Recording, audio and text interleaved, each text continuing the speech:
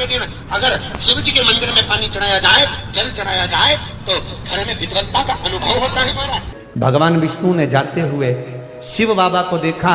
शंकर भगवान से, भगवान नारायण ने कहा आप कुछ कहेंगे नहीं? भगवान शंकर कहते हैं नारायण चिंता मत करो, बार के दिन अगर की दाल चढ़ा कर जाएगा, चने की दाल को मंदिर के पीछे बैठकर ओम नमः शिवाय बोलकर जो नारायण को समर्पित करेगा, उसके मनवांचित फल को मैं 3 महीने में पूरा कर दूंगा, उसके मन की कामना को मैं 3 माह में पूर्ण कर दूंगा। आज भी नियम है, चने की दाल को लेकर जाते मंदिर के पीछे बैठकर चने की दाल को लेकर ओम नमः शिवाय का जाप करते हैं। 7 बार ओम नमः शिवाय बोलकर चने की दाल वापस घूमकर भगवान विष्णु को समर्पित करी जाती है, तो 3 महीने में मनोकामना पूरी हो जाती है। उस चने की दाल का इतना प्रमाण है,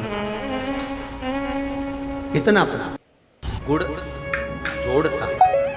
जितने समय अतिथि हमारे घर में रहे, मेहमान हमारे घर में रहे, जिसको हमने आरती के समय पर गुड़ दिया है, जिसको हमने गुड़ दिया है, वो पाकर आनंद के साथ में। अच्छा, कभी तुमने सुना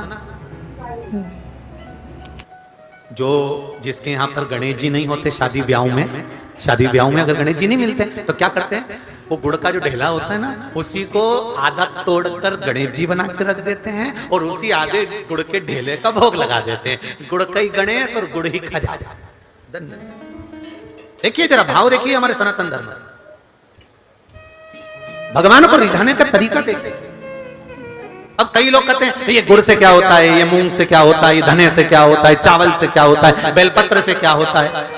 अरे भाई, समर्पित करोगे, पाओगे तो जानोगे ना।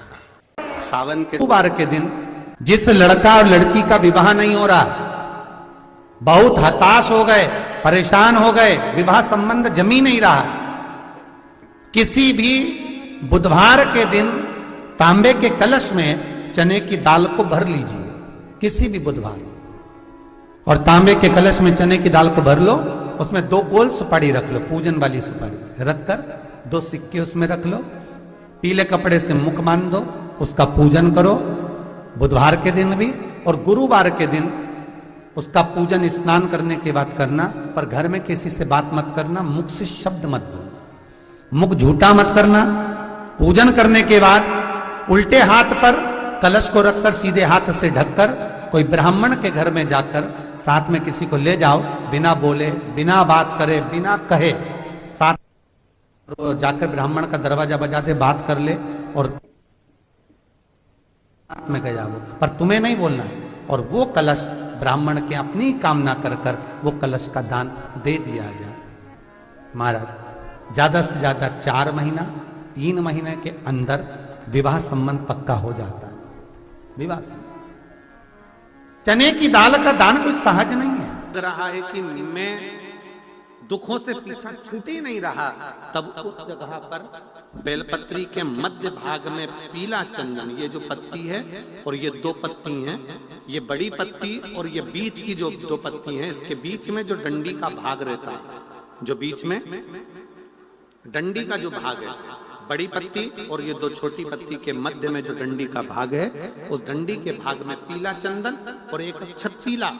शंकर भगवान को प्रदोष के दिन आप अगर प्रदोष काल में समर्पित कर रहे हैं, तो ये निश्चित है कि धीरे धीरे कर कर वो दुख समाप्त होगा, वो दुख कटेगा ही। विश्वनाथ को कुछ नहीं चाहिए, मेरे शंकर को चाहिए क्या? अगर आपके जीवन में ऐसा लगे कि बहुत बड़ी बीमारी आ गई और आपके घर का व्यक्ति वेंटिलेटर पर पड़ा हुआ है, तो शमी के वृक्ष के फूल ले आओ 7, और शमी के वृक्ष के 7 फूल लाकर एक एक फूल शंकर भगवान को श्री शिवाय नमस्तुभ्यम कहकर उस व्यक्ति के लिए जो पड़ा हुआ है, अंतिम सांसें गिन रहा है, जिसको अटैक आ गया, अंतिम सांसों में जो गिन रहा है, उसके नाम से भगवान शंकर पर चढ़ाना प्रारंभ कर दो। मात्र 7 पुष्प, उस शमी के वृक्ष के 7 पुष्प आप शिव को समर्पित करिए, उसका नाम और गोत्र बोलकर, और भगवान शंकर का मूल मंत्र श्री शिवाय, जम के बोलिए श्री शिवाय नमस्तुभ्यम बोलकर एक एक शमी का फूल शंकर पर चढ़ाना प्रारंभ कर दो। फिर आगे वो विश्वनाथ की मर्जी है, वो प्राण कैसे लेकर वापिस आता है, उस काल से छुड़ाकर महाकाल कैसे लाता है, ये वो जाने। आपका फर्ज केवल आप अदा करिए। ये 3 समय एक ऐसा समय है, मान लो सुबह यदि आपको समय ना मिले भगवान शंकर का गुणगान करने के लिए, मान लो दोपहर का समय ना मिले शंकर भगवान का गुणगान करने के लिए, तो शिव पुराण कहती है जब सूर्य डूब रहा हो, प्रदोष काल का जब समय हो, तब उस शंकर का गुणगान करो तो सारी जिंदगी तुम्हें किसी के आगे हाथ नहीं फैलाना पड़ेगा। भगवान भोलेनाथ स्वयं तुम्हें उतना प्रबल वैभवपति बना। कितना सुंदर कहा है। जब जिंदगी बहुत संघर्ष में चल रही हो, बहुत दुख का जीवन चल रहा हो, बहुत कष्ट का जीवन चल रहा हो, बहुत कष्टमय जीवन चल रहा हो, तब शमी के 5 पत्ते, शमी के 5 पत्ते, एक दुर्वा के साथ एक अक्षत चावल का एक दाना, वो भी हल्दी में भिंगोया हुआ हो या केसर में भिंगोया हुआ हो, शमी पत्र 5, एक दुर्वा, एक चावल का दाना, जो दिल से हृदय से बेलपत्री के वृक्ष के नीचे पार्थिव लिंग का निर्माण कर कर मट्टी का शिवलिंग बनाकर प्रदोष काल में, मतलब शाम के समय पर शिवलिंग बनाकर उस पे जल चढ़ाकर, जो ये 5 शमी का पत्र, एक दुर्वा और एक चावल का दाना, अपनी कामना कर कर जो दुख चल रहा है बाबा से विनय कर कर एक एक पत्ता जब समर्पित कर दे, फिर एक दुर्वा समर्पित कर दे, फिर एक चावल का दाना समर्पित कर दे और बाबा का वहीं पर पुनः विसर्जन कर दे, 3 महीना तो जाने दो, 15 दिन के अंदर वो दुख कटता जरूर है, चाहे कोई भी दुख, किसी भी तरह का दुख क्यों नहीं। एक बेलपत्र के वृक्ष की परिक्रमा करने वाले को हजारों अश्वमेध यज्ञ का फल प्राप्त हो जाता है, हजारों अश्वमेध यज्ञ का फल प्राप्त हो जाता है। उसी तरह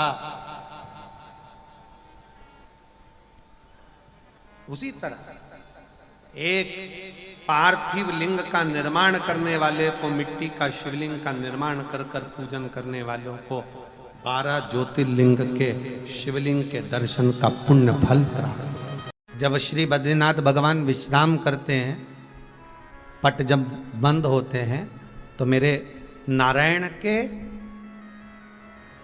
हृदय से बाहर जो लक्ष्मी जी का मंदिर है, वहां से लक्ष्मी जी को लाकर हृदय से लगाया जाता है और भगवान को एक कम्मल पूरा घी में उसको लपेट कर, पूरे घृत में उसको लगाकर, गौ माता के घृत में उसको लगाकर नारायण को भगवान शिव का स्मरण कर कर लपेटा जाता है। भगवान नारायण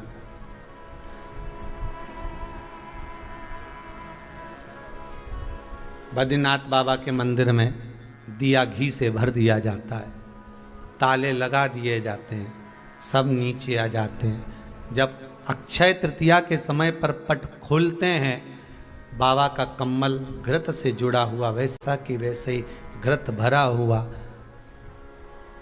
घृत में स्थिरता है, घर में घृत के अंदर लक्ष्मी का भाव आ जाता है। हमारे यहाँ हिंदू धर्म में बहुत सुंदर बात कही जाती थी पहले, आजकल जमाने में कहते कि नहीं कहते मालूम नहीं, पर मारवाड़ के अंदर एक रीति थी, घर के अंदर रसोई घर में एक इतनी बड़ी कुल्हड़ होती थी जिसमें घी भरा होता था, छोटी सी चम्मच होती थी, उसमें पूरे घर का घी खाली हो जाए और उस कुल्हड़ का घी खाली नहीं होना चाहिए। नानी भाई का मायरा सुना है आप लोगों ने?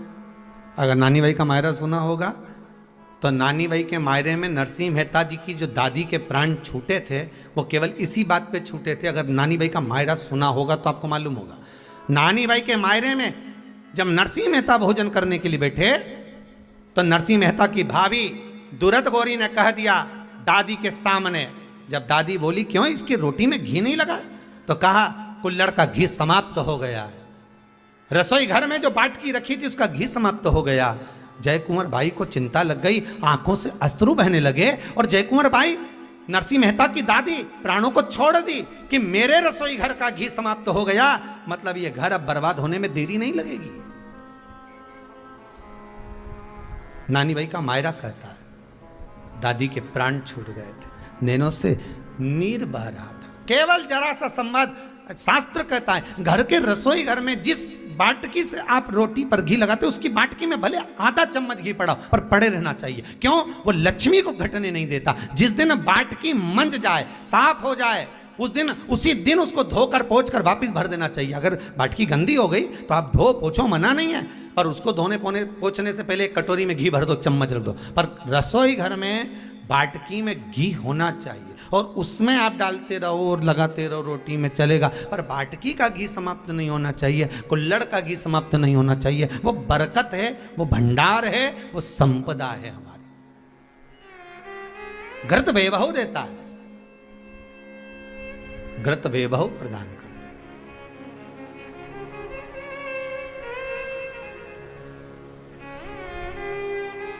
घृत वैभवता देता है। कितना सुंदर कहा है। शंकर भगवान के शिवलिंग पर घृत चढ़ाने के बाद आपने दही चढ़ाया शिव जी को, ठीक है, आपने दूध चढ़ाया, जल चढ़ाया, दही चढ़ाया, शहद चढ़ाया, शक्कर चढ़ाई, मिष्ठान चढ़ाया, जो भी आप शिव जी को चढ़ा रहे हो उसमें से केवल एक पदार्थ, एक वस्तु, घी, शंकर के शिवलिंग पर चढ़ाने के बाद में उसी शिवलिंग का घृत, जहां शिवलिंग रखा हुआ है, शिवलिंग जहां रखा रहता है उस कटी पर उस घृत से हस्त फेर देना चाहिए अपनी मनोकामना कर कर।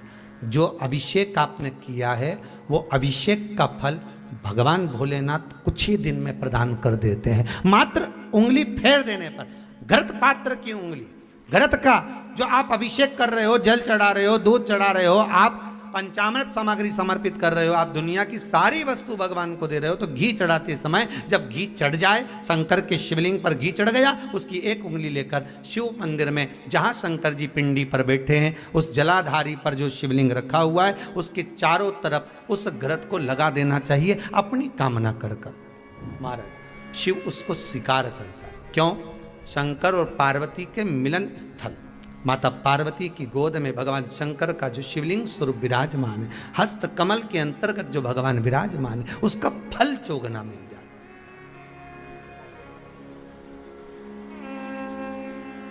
शक्तिपीठ नाम सुना है? अरे बोलो तो, जितने लोग कथा सुन रहे, शक्तिपीठ नाम सुना है? शक्तिपीठ का मतलब क्या होता है? जहां पर माता सती के अंग के टुकड़े होकर गिर पड़े वो शक्तिपीठ के रूप में निर्मित हो गए। तो जितनी भी शक्तिपीठ होती है उन शक्तिपीठ में आप लड्डू चढ़ाएं, पेड़ा चढ़ाएं, वस्त्र चढ़ाएं, आभूषण चढ़ाएं, सोना चढ़ाएं, चांदी चढ़ाएं, मुद्रा चढ़ाएं, आपकी मर्जी पड़े करोड़ों रुपए चढ़ाएं, मना नहीं है। पर शक्तिपीठ का दर्शन करने जब जाएं तो कम से कम थोड़ा साथ में गाय का घृत, असली घी साथ में लेकर अवश्य जाएं। क्यों? शक्तिपीठ पर भी घी समर्पित करने से मनोकामना पूर्ण हो जाती है। आप आएंगे शक्तिपीठ का दर्शन करके और मनोकामना पूर्ण होना है। मात्र शक्तिपीठ। आप चढ़ाएं वस्तु, ढेर चढ़ाएं, आप सोना चांदी, अंबारियों में धन दौलत सब चढ़ाएं, पर साथ में आप चुनरी चढ़ा रहे हैं, साड़ी चढ़ा रहे हैं, घृत भी दीजिए, घृत भी प्रदान।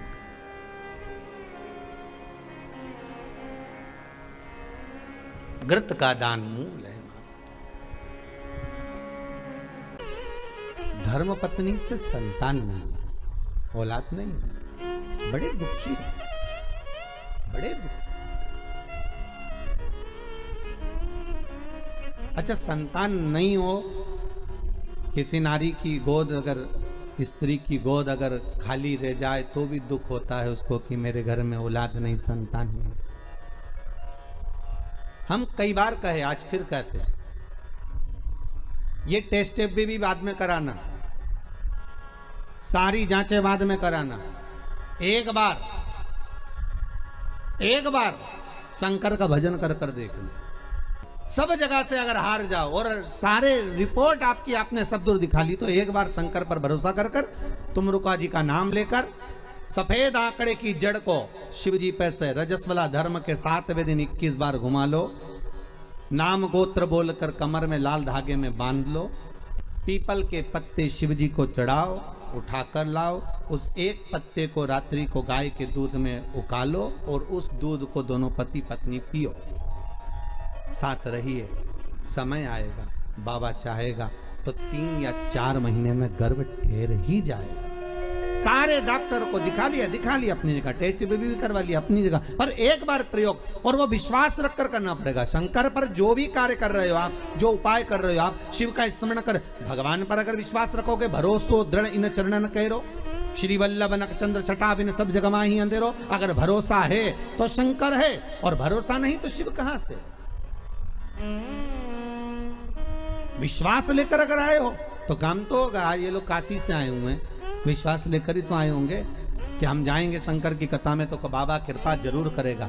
कई लोग यहाँ पर बैठे हुए हैं जो विश्वास लेकर आए हुए हैं, दूर दूर से आए हुए हैं, केवल विश्वास लेकर कि भगवान कृपा करेगा किसी ना किसी रूप में, मुझे विश्वास है कि बाबा मेरी सुनेगा। और फिर कहता हूं, कथा में अगर आपने मन लगा लिया, भले टीवी चैनल के माध्यम से श्रवण कर रहे हो, भले मोबाइल के माध्यम से श्रवण कर रहे हो, भले पंडाल में सुन रहे हो, बाबा से अगर दिल से आपने अगर कह दिया तो 3 महीना बहुत होता है सब कामना पूरी होने के लिए। मेरा बाबा आपको कुछ ना कुछ दे ही देता है, बस आपकी रुचि के अनुसार सुख प्रदान कर ही देता है। आप उस पर विश्वास, भरोसा, भटकना नहीं है हमको। जिस नारी का रजोधर्म के अंतर्गत नारी को जो परेशानियां होती हैं, कोई के 8 दिन पहले, 4 दिन पहले, 3 दिन पहले कहीं ना कहीं रजोधर्म के अंतर्गत जो बीमारियां होती हैं, उसके लिए महाराज 7 चने की दाल के दाने तुलसी महारानी के सामने कटोरी में रखकर तुलसी के 3 पत्ते उसमें डालकर अपनी मनोकामना कर कर तुलसी में 3 बार जल छोड़कर वो तुलसी और वो चने की दाल ले जाएं और उसको धीरे धीरे कर कर एक एक कर कर सुबह शाम दोपहर में उसको खा लीजिए। रजो धर्म से जुड़ी हुई परेशानी समाप्त। कोई सहज नहीं है महाराज। चने की दाल को स्वर्ण दान का भी भाव कहा गया। हमारे हिंदू धर्म में चने की दाल को स्वर्ण दान भी करते हैं। जो व्यक्ति स्वर्ण दान नहीं कर पाता वो चने की दाल का दान कर देता है, तो स्वर्ण दान के बराबर मान्य है महाराज। फिर निवेदन करा, चने की दाल का व्याख्यान वर्णन फिर किया गया। मान लो कोई प्लाट है, कोई प्रॉपर्टी है, कोई जमीन है, कोई जायदाद और नहीं बिक रही, बहुत परेशान हो गए, लाखों करोड़ों रुपए तुम्हारे डूब गए और ये प्रॉपर्टी बिके, तब तुम उबरो, तो उसके लिए चने की दाल को एक रात्रि पहले रविवार के दिन घर में गला लीजिए और उसको गलाकर दूसरे दिन उसमें थोड़ा सा चंदन मिलाकर पीस लीजिए। पर पीसना आपको मिक्सर में नहीं है, पीसना आपको सिलवट्टे पर, चकोटी पर जो आपके यहाँ उससे उसको पीस लीजिए। और पीसने के बाद उसमें थोड़ा सा दूध मिलाकर शिव मंदिर में जाकर शंकर भगवान के शिवलिंग का सोमवार के दिन लेपन करिए। लेपन कर कर अपनी कामना कर कर शिवलिंग पर 3 उंगलियां लगा लीजिए महाराज, अपनी कामना कर कर। जो 3 उंगलियां आपने लगाई है, उंगली हटाते समय चंदन के लेपन को जो लगाया आपने, चने की दाल का लेपन, स्वर्ण का लेपन, उसको हम कहते हैं स्वर्ण लेपन, उसको लेकर आ जाइए महाराज। उसको थोड़ा सा लेकर आ जाओ, एक किसी भी फूल में उसको लगाकर जो जमीन, जो प्रॉपर्टी, जो जगह बेचना है वहां पटक दीजिए महाराज। उसके ग्राहक आना चालू हो जाएंगे और वो प्रॉपर्टी शीघ्र बिक जाएगी। अपनी कामना के अनुसार बिकेगी कि कितने में आपको बेचना, अपने अनुसार। महाराज चने की दाल स्वर्ण दान के बराबर है। चने की दाल को सहज नहीं समझा जाता, गुरु भक्ति के लिए बहुत मूल है। माताएं कई बार पीले गुरुवार करती हैं या केले के पेड़ के नीचे पूजन करती है तो चने दाल समर्पित करती है। क्यों करती है? उसका भाव है स्वर्ण दान के बराबर, मनवांचित फल की प्राप्ति के लिए, मनोकामना के लिए। जिस जमीन में फसल कम होती हो, जिस जमीन में प्रॉपर्टी के अंतर्गत कहीं लाभ नहीं मिल रहा हो, जो कई लोग वो जमीन की दलाली का काम करते हैं ना, जमीन बेचवाते हैं, खरीदवाते हैं और कोई लाभ ही नहीं मिल रहा, कई दिनों निकाल दिए, साल निकाल दिए, कोई लाभ नहीं हुआ, तो निवेदन है शंकर भगवान के मंदिर में शिवलिंग पर 108 चने के दाल समर्पित करो। उस 108 चने की दाल को प्रदोष के दिन शाम के समय समर्पित कर उस दाल को उठाकर लिया, जेब में पीले रुमाल के साथ उसको बांध कर रख लो। किसी प्रॉपर्टी का सौदा कराने जाओ, उसको पटक कर लेकर जाओ, आपके लाभ होना चालू, सौदे होने चालू, आपको कमीशन मिलना चालू। बद्रीनाथ में अगर 41 दाने चने की दाल के पीले कपड़े में बांध कर जो शंकर भगवान के 41 बार नाम लेकर बद्रिकाश्रम को चढ़ाता है, आज भी उसकी मनोकामना पूरी हो जाती है। इसलिए बद्री नारायण में चने की दाल चढ़ती है। क्यों चढ़ती है किसी को नहीं मालूम, पर उसका कारण यह शिव महापुराण में लिखा कि बद्रिकाश्रम में चने की दाल शंकर भगवान का नाम लेकर चढ़ाई जाती है। क्यों? क्योंकि जब जैसे दादी को स्वर्ण सीढ़ी चढ़ाते हैं, देखा स्वर्ण सीढ़ी चढ़ाते हैं तो चने की दाल बर्तन में भरते हैं, फिर उस पर सोने की सीढ़ी रखते हैं, तब वो स्वर्ण सीढ़ी चढ़ती है। उसी तरह जब हम किसी बच्चे को गोदी लेते हैं और उसको कोई दान देते हैं, अपना मकान अपनी जायदाद जब उसके नाम लिखते हैं, तो बच्चे को जब गोदी लिया जाता है तो सामने थाली में चने की दाल भरी जाती है। नामकरण संस्कार जब बच्चे का किया जाता है तो सामने थाली में चने की दाल रखी जाती है। क्यों? चने की दाल जब हम दान करते हैं तो स्वर्ण के बराबर दान का, प्रॉपर्टी के बराबर दान का लाभ जीव को प्राप्त होता है। आज भी नारायण के मंदिर में बद्रिकाश्रम में 41 दाने चने की दाल के देने पर, आपको 41 तो गिनता नहीं इसलिए पोटली में बांध कर ले जाता है, जितने हैं दे दो, शिव का नाम समर्पित करिए। हर हर भगवान शिव का नाम लेकर बद्रिकाश्रम में चने की दाल का दान।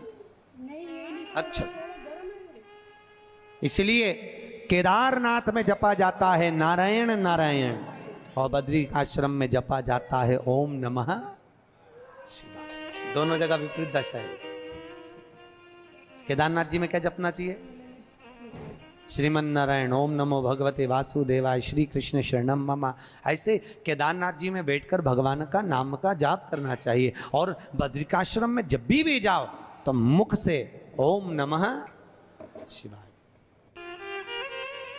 ओम नमः शिवाय। जैसे व्यक्ति का कोई काम नहीं हो रहा हो, बहुत दिन से लगे, बहुत समय से लगे, ये काम हो ही नहीं रहा, तो शंकर जी का नाम को उल्टा कर कर जपना चालू कर दो।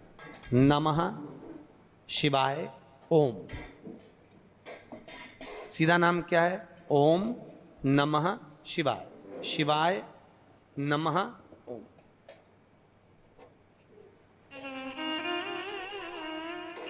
जब उल्टा नाम व्यक्ति जपना चालू कर देता है, जिस बच्चे के, बच्ची का, जिसका भी विवाह नहीं हो रहा हो, कोई काम नहीं हो रहा हो, कोई सीए की पढ़ाई कर रहा है और एग्ज़ाम में निकल ही नहीं रहा, 3-3 4-4 बार बैठ गया, पास ही नहीं हो रहा, उस बच्चे को बोल दो बस सुबह उठते से ही शिवाय नमः ओम बोलना चालू कर दे, एक ही बार में सिया पास ले। कहा करत बा, जॉब नहीं लग रहा हो, जब उल्टा उल्टा जप ले। ये उसी में का हाल है। जैसे किसी व्यक्ति से अपने को पैसा लेना और दे नहीं रहा, क्या करना है? सूर्य नारायण भगवान को अर्घ दो। तो 21 दाने लाल मिर्ची के जो दाने होते हैं, देखें लाल मिर्ची के अंदर दाने होते हैं, उसके 21 दाने निकाल कर पानी में डाल दो और पानी में डालकर उसी जल से सूर्य को अर्घ दे दो। उस व्यक्ति का नाम लेकर जिससे पैसा लेना है, हाथ जोड़कर देने आता है, तुरंत 3 महीने के अंदर पैसा लौटा दे, तुरंत हाथ जोड़कर। ये सूर्य को अर्घ देने पर मात्र व्यक्ति दौड़कर पैसा देने आता है, कितना भी हो, रहने नहीं देता प्रचंड। शिव के सिवा दुनिया में कोई दानी नहीं, शंकर जैसा कोई दानी नहीं हो सकता। स्वयं कैलाश पर रहता है और दुनिया को लखपति, करोड़पति, आनंदपति बनाकर भेज देता है।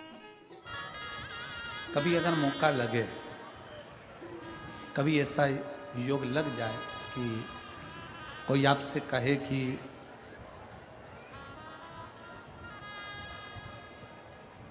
आपके शरीर में बहुत भारी कोई रोग हो गया और बहुत बड़ा रोग है, बहुत रोग,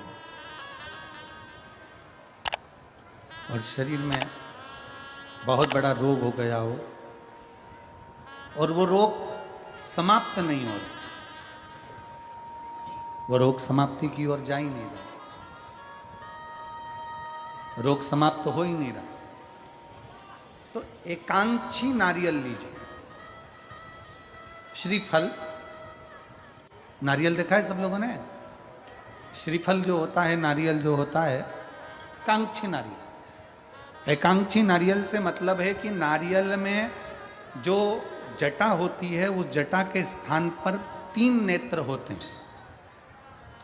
किसी किसी नारियल में 2 नेत्र होते हैं, किसी में 3 नेत्र होते हैं, किसी में 2 नेत्र होते हैं, किसी में 3 नेत्र होते हैं। तो 3 नेत्र वाला नहीं, 2 नेत्र वाला नहीं, कभी अगर मिल जाए, भूलवश तुम्हारे हाथ में आ जाए, एकांक्षी नारियल।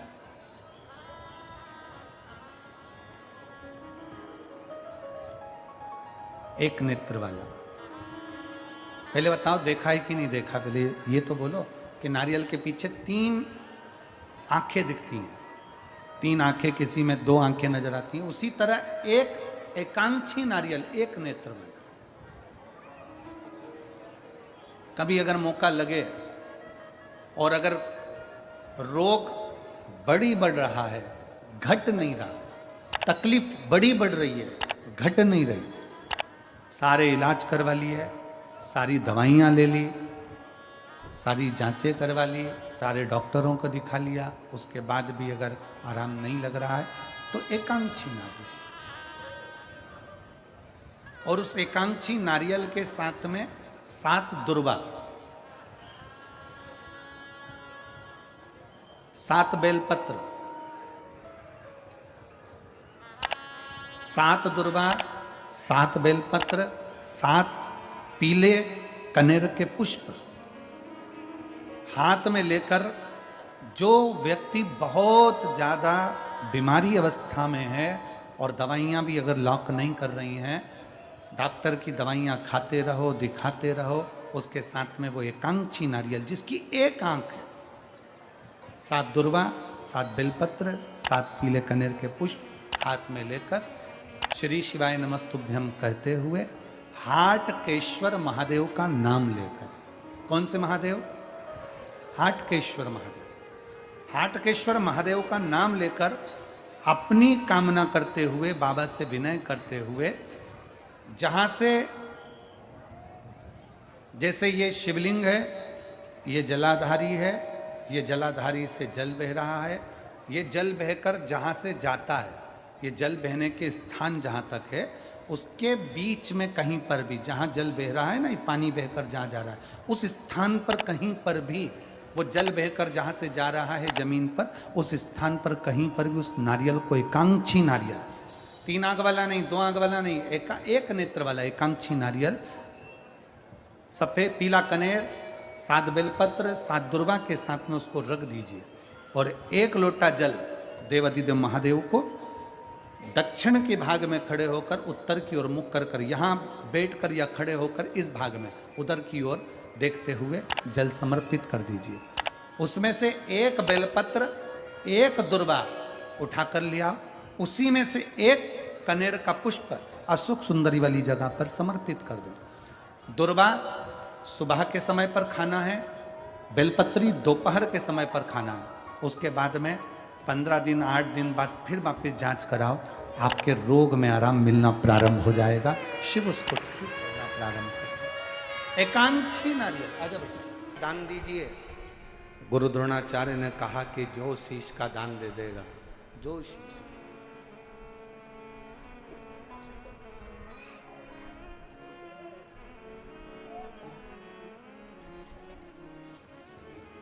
मेरे शंभू ने कहा, मेरे शंकर ने, इस पवित्र कथा का आनंद कर रहा है, हस्तिनापुर शिव महापुराण की कथा कर रही है, जो शीश का दान देगा वो मुझसे शस्त्र विद्या सीख लेगा।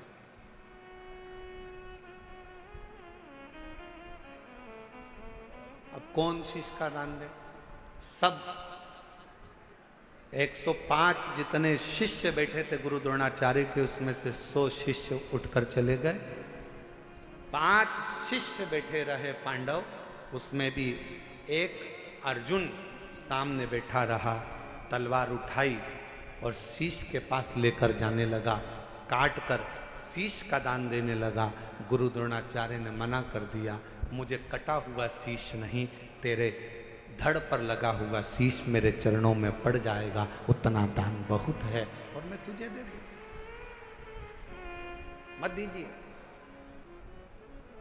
शंकर भगवान को तुम्हारा धन नहीं, वैभव नहीं, सत्ता नहीं, दौलत नहीं, शिव जी को केवल तुम्हारा एक लोटा जल शिव को समर्पित कर दो। एक लोटा जल भी नहीं हो तो 3 बार ताली बजा दो, वो भी नहीं है तो मुख से बम बम बोले बोले, ये भी नहीं बोल सकते तो मुख से हर हर महा, इतना कर सकते, बहुत।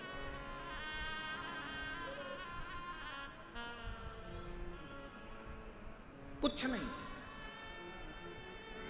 जिस दिन अहंकार छोड़कर, अभिमत्ता त्याग कर, अभिमान का त्याग कर कर, जिस दिन अहंकार को छोड़कर तुम शिव की ओर बढ़ोगे, शिव तुम्हें प्राप्त होता है।